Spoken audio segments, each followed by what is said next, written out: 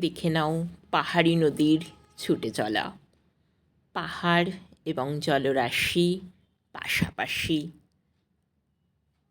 তারই পাশে বসে আজকের এই ভিডিও। জায়গাটি রিমিক্স ফলস, ঝাড়খণ্ডের পিকনিক স্পটও বলতে পারো। খুব সুন্দর জায়গা, আমার তো ভীষণ ভালো লেগেছে।